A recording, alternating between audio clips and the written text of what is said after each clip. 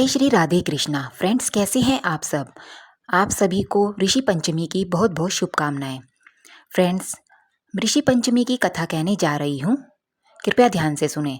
सतयुग में विदर्भ नगरी में शयनजित नामक राजा हुए थे। वह ऋषियों के समान थे। उन्हीं के राज में एक कृषक सुमित्र था। उसकी पत्नी जयश्री अत्यंत पतिव्रता थी। एक समय वर्षा ऋतु में जब उसकी पत्नी खेती के कामों में लगी हुई थी तो वह रजस्वला हो गई।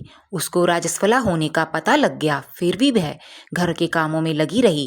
कुछ समय बाद वह दोनों स्त्री पुरुष अपनी अपनी आयु भोगकर मृत्यु को प्राप्त हुए। जयश्री तो कुतिया बनी और सुमित्र को रजस्वला स्त्री के संपर्क में आने के कारण बैल की योनि मिली, क्योंकि ऋतु दोष के अतिरिक्त इन दोनों का कोई अपराध नहीं था। इसी कारण इन दोनों को अपने पूर्व जन्म का समस्त विवरण याद रहा। वे दोनों कुतिया और बैल के रूप में उसी नगर में अपने बेटे सुचित्र के यहाँ रहने लगे। धर्मात्मा सुचित्र अपने अतिथियों का पूर्ण सत्कार करता था।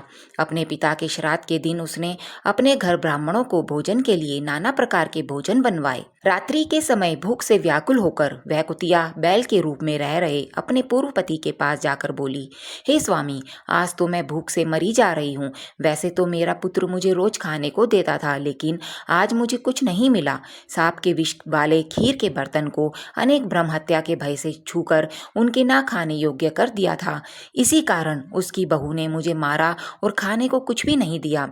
तब वह बैल बोला, हे भद्रे, तेरे पापों के कारण तो मैं भी इस योनि में आ पड़ा हूँ और आज बोझा ढोते ढोते मेरी कमर टूट गई है। आज मैं अभी खेत में दिन भर हल में जुता रहा।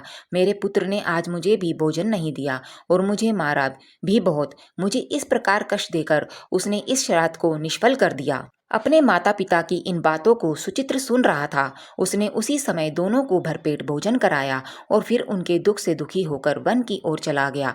वन में जाकर ऋषियों से पूछा कि मेरे माता पिता किन कर्मों के कारण इन नीची योनियों को प्राप्त हुए हैं और अब किस प्रकार से इनको छुटकारा मिल सकता है। तब सर्वात्मा ऋषि बोले, तुम उनकी मुक्ति के लिए पत्नी सहित ऋषि पंचमी का व्रत धारण करो तथा उसका फल अपने माता पिता को दो। भाद्रपद महीने की शुक्ल पंचमी को मुख शुद्ध करके मध्याह्न में नदी के पवित्र जल में स्नान करना और नए रेशमी कपड़े पहनकर अरुंधति सहित सप्त ऋषियों का पूजन करना। इतना सुनकर सुचित्र अपने घर लौट आया और अपनी पत्नी सहित विधि विधान से पूजन व्रत किया। उसके पुण्य से माता पिता दोनों पशु योनियों से छूट गए। इसलिए जो महिला श्रद्धा पूर्वक ऋषि पंचमी का व्रत करती है वह समस्त सांसारिक सुखों को भोग कर वैकुंठ को जाती है।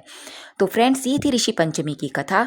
अगर आपको ये कथा थोड़ी सी भी अच्छी लगी हो तो मेरे चैनल को लाइक, शेयर और सब्सक्राइब करना ना भूलें। धन्यवाद।